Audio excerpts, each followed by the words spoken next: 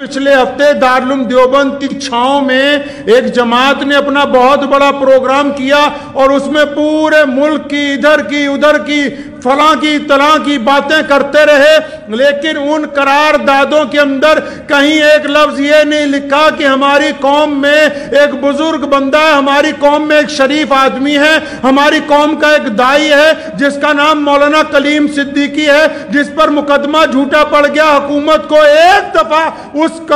اجلاس کے اندر ایک دفعہ ان مولویوں نے قرارداد پیش کر کے حکومت کو نہیں کہا کہ ہماری بات سننی چاہیے، ہمارے ساتھ زیادتی ہوئی ہے۔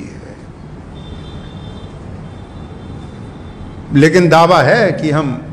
ہمدرد ہیں قوم کے، یہ دعویٰ لیکن پورا رکھیے گا، اور آپ بھی ماشاءاللہ ان سے سر پہ ہاتھ پھرواتے رہیں، 500 کے نوٹ مصحفوں میں دیتے رہیے، ہٹیے گا نہیں اس وقت تک جب تک اللہ کی طرف سے حکم نہ آ جائے کہ ان کی جگہ دوسرے بندے لاؤ۔ قائد وہ ہوتا ہے جو اہل اقتدار کے سامنے، جو حکمرانوں کے سامنے اپنی قوم کے دکھ درد کو رکھ سکے۔ چمچوں اور لیڈروں میں فرق ہوتا ہے۔ حکومت کو چمچوں کی ضرورت نہیں ہوتی، حکومت کوئی بھی ہو، سرکار کوئی بھی ہو، چمچے تو جب کئی سرکار بنتی بہت سارے آ جاتے، لیکن آپ کو یہ راز کی بات بتاؤں، حکومت کو چمچوں کی ضرورت نہیں ہوتی، حکومت کو لیڈروں کی ضرورت ہوتی جو آ کے بتا سکے ان کو کہ زمین پر کیا اچھا چل رہا ہے، کیا برا چل رہا ہے۔ تم یار بات کرتے ہو، ایمان کی بات کرتے ہو، اپنی دیش کی مٹی کی بات کرتے ہو، پیار اور محبت کی، لیکن زمین سے اوپر آسمان کے نیچے درمیان کی ایسی بات کرتے ہو نہ جہاں ہمارے پلے پڑ رہی نہ سرکار کے پلے پڑ رہی ہے۔ اگر آپ یہ کہتے ہیں کہ ہم مسلمانوں کے نمائندے ہیں تو آپ کو اپنے کام کرنے سے پہلے نمائندہ اگر مسلمانوں کا نمائندہ بننا ہے تو اللہ اور اس کے رسول صلی اللہ علیہ وسلم کے حکم کے مطابق بننا ہوگا، آپ کی مرضی نہیں چلے گی۔ آپ کو اللہ اور اس کے رسول صلی اللہ علیہ وسلم کے حکم کے مطابق نمائندگی کرنی ہے۔ آج بس جمعے میں ارادہ پہلے تھا کہ پیارے نبی حضرت محمد رسول اللہ صلی اللہ علیہ وسلم کی سیرت کے کچھ اور واقعات پیش کروں گا، لیکن گزشتہ ایک ہفتے سے لگاتار یہی بیانات سن رہا تھا تو دل میں آیا کہ کم از کم اپنی قوم کے جو بڑے ہیں ان کو گزارش ہی کر دوں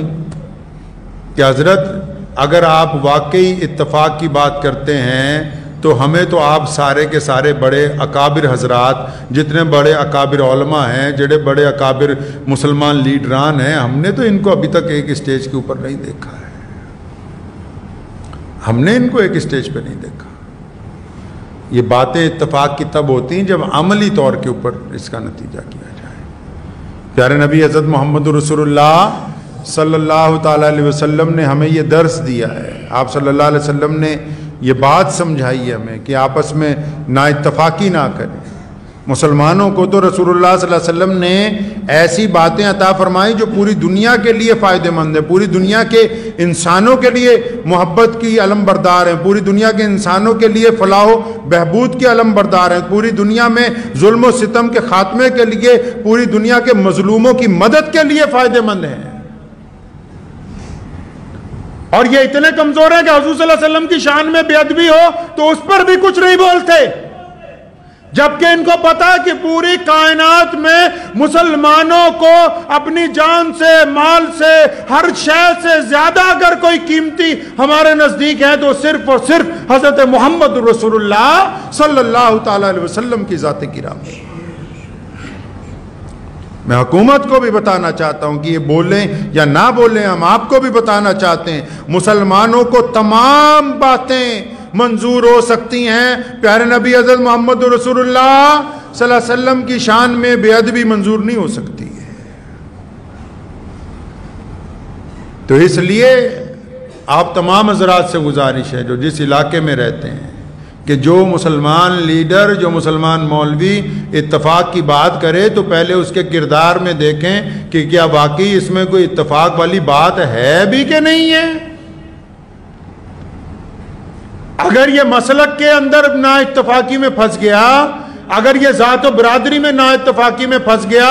جو اپنے گھر میں ایک جماعت کے دو ٹکڑے کر کے بیٹھے ہوں وہ اتفاق کی بات کرتے ہیں، جو مسلک کی بنیاد پر دوسرے کو غیر مسلم قرار دے دیں وہ بھی اتفاق کی بات کرتے ہیں۔ حیرت انگیز گفتگو ہے ان حضرات کی جن کو ذمہ دیا گیا کہ ہم آپ کو اپنا امام بناتے ہیں، آپ کو اپنا قائد بناتے ہیں، تو وہ صرف دعوتیں اڑاتے ہیں، وہ دکھ درد کی بات ہی نہیں کرتے، وہ پریشانی کی بات ہی نہیں کرتے۔ بندہ وہی ہے جو دکھ درد کے اندر دوسرے کی تکلیف کو سمجھے۔ گھر کا بڑا تو اسی کو کہتے ہیں نا جی، ہر بندہ اس کے پاس جاتا ہے، اپنا دکھ بتاتا ہے، تکلیف بتاتا ہے، اور جب گھر بہت بڑا ہو، جو یہ ملک بھی ایک گھر کا درجہ رکھتا ہے، اگر یہ ملک اتنا بڑا ہے اور اس گھر کا جو بڑا ہے اس کے پاس کوئی بندہ پہنچے ہی نہ اپنی قوم کا دکھ درد لینے کے لیے، دور دور ہی شور مچاتا رہے، اخباروں کے اندر ہی شور مچاتا رہے، تو میں یہ سمجھتا ہوں پھر وہ بندہ اپنی قوم کا بڑا ہو نہیں سکتا۔ اس لیے مسلمانوں سے گزارش ہے کہ اگر اب بار بار آپ کو دھوکہ کھانے کی عادت ہی پڑ گئی ہے تو پھر یہ دھوکہ آپ ہی کو مبارک ہو۔ جو لوگ بار بار ایک سراغ سے ڈسے جاتے ہیں، محمد رسول اللہ کہیے صلی اللہ، زور سے صلی اللہ، بڑی پیاری بات ہے جو آپ کو بتانے لگا ہوں۔ محمد رسول اللہ صلی اللہ علیہ وسلم نے فرمایا جو ایک سوراخ سے، سوراخ ایک ہے نا، جو ایک سوراخ سے بار بار ڈسا جاتا ہو وہ ایمان والا